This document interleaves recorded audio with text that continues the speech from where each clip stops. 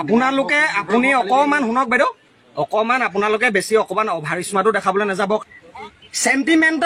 চেণ্টিমেণ্টেলত যিকেইটা সংগঠন আছে সেই সংগঠন গোটেইকেইটাই আছে। আহোম বুলি যে কওঁ, গোটেই আহোম সংগঠন কেইটাই আছে, বুজিলে? আপুনি মুঠতে এওঁলোকক ইয়াৰ পৰা এসপ্তাহৰ ভিতৰত উলিয়াব লাগিব, নহলে আমি ইয়াৰ পৰিণতি বেলেগ কৰিম। কৈ দিলো সোনকালে বন্ধ কৰ, নহলে এটাকে মাৰিম। এতিয়া কোনো ৰক্ষা নহব ইয়াতে। আজি এইখিনি ৰাষ্ট্ৰীয় বজৰং দলৰ আপোনাৰ পৰা আমি ভাবুকি দিছো। আমি আকৌ আহিম চাবলৈ, আকৌ আহিম। যেতিয়া যদি পাই যাওঁ তেতিয়া কিন্তু কথা বেয়া হ'ব, তেতিয়া কথাটো বেলেগ হ'ব। এইটো দাদা নাই নেকি?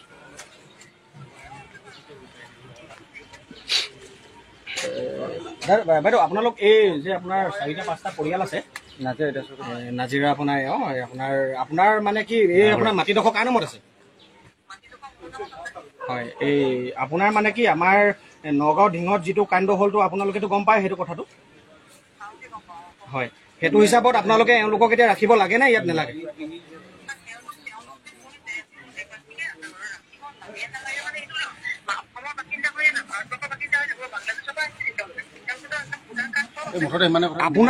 আপুনি অকমান শুনক বাইদেউ, অকমান আপোনালোকে বেছি অকমান অভাৰ স্মাৰ্টো দেখাবলৈ নাযাব। কাৰণ এইটো কাৰণে কৈছো কথাটো, আপোনাৰো চাগে বাই ভনী কিবা আপোনাৰ ছোৱালী হওক কোনোবাটো আছে আপোনাৰ।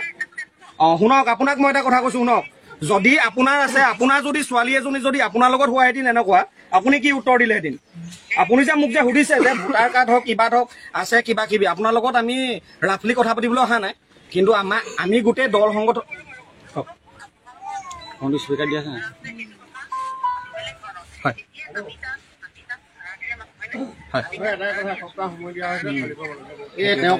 মানে চাওক, আপোনাৰ কথাটো আমি শুনিলো, এওঁলোক ইয়াৰ থলুৱা হয় না, কথাটো শুনিলো, এওঁলোক ইয়াৰ থলুৱা নহয় কথা। আপুনি মুঠতে এওঁলোকক ইয়াৰ পৰা এসপ্তাহৰ ভিতৰত উলিয়াব লাগিব, নহলে আমি ইয়াৰ পৰিণতি বেলেগ কৰিম। বাকী আৰু কথা নকম। আপুনি সেই আজি নিউজত চাই লওঁ, তাৰপাছত বাকীখিনি কথা পাতিম।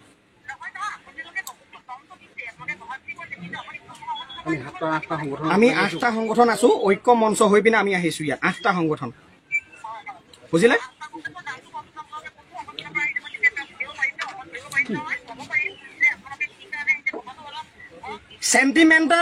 চেণ্টিমেণ্টেলত যিকেইটা সংগঠন আছে সেই সংগঠন গোটেইকেইটাই আছে। আহোম বুলি যে কওঁ, গোটেই আহোম সংগঠন কেইটাই আছে, বুজিলে? আপুনি যি ভাবে তাত ভাবক, দিয়ক হ'ব।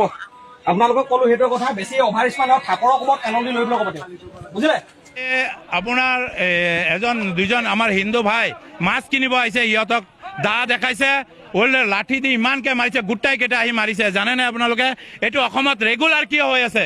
ৰেগুলাৰ কিয় হৈ থাকে? আপুনি পৰহিৰ কথা চাওক, চিপাঝাৰৰ এম্বুলেঞ্চ 108ৰ ড্ৰাইভাৰে তাতে আমাৰ পেচেণ্টক ৰেপ কৰিছে, ৰেপ কৰি আজি জেলত গৈছে, কোনো আৱাজ নাই। এইটো সদায় হ'ব নোৱাৰে। আমি খালি হিন্দু মানুহ দিমাগত কাম কৰোঁ কাৰণে যে আমি পাগলা হ'ব লাগে, চব পাগলা হৈ যাব। এটাই 50টা কাটা আৰম্ভ কৰিম, কোনো ৰক্ষা নহ'ব ইয়াতে। আজি এইখিনি ৰাষ্ট্ৰীয় বজৰং দলৰ আপোনাৰ পৰা আমি ভাবুকি দিছোঁ যে তেওঁলোকে ভালে ভালে যায়। এতিয়া কমিটি প্ৰেচিডেণ্ট আহি পেলাই সোনকালে মাপ খোজক আৰু ইয়াৰ বিষয়ে আলোচনা কৰিব লাগিব। কাৰণ হয়, সৰু সৰু মাছ বেচে, আপোনালোকে দেখা পাইছে, সিহঁতে 5টা-6টাকে দা আনিছে, এইটো ষ্ট'ৰ ৰুম বনাইছে।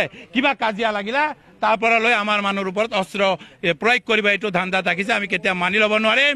ইয়াতে ৰাষ্ট্ৰীয় স্বয়ংসেৱক সংঘ, বজৰং দল, ৰাষ্ট্ৰীয় বজৰং দল, হিন্দু সংগঠন গোটাইকেইটা আমি একেলগে আছো আৰু একেলগে থাকিম। আৰু আমি কণ্টিনিউ আন্দোলন কৰি যাম। আমি চাওঁ যে মংগলদৈ এতিয়া তৎকালভাৱে বজাৰ বন্ধ হ'ব লাগে, নহ'লে কিন্তু আমি তৎকালভাৱে কেনেকৈ বন্ধ কৰাব লাগে আপোনালোকে নাজানে। এতিয়া আমি জানাই দিব, যদি লাগে এতিয়া জ্বলাই দিম মাৰ্কেট। এইখিনি কথা কৈ দিলোঁ, সোনকালে বন্ধ কৰ, নহ'লে এটা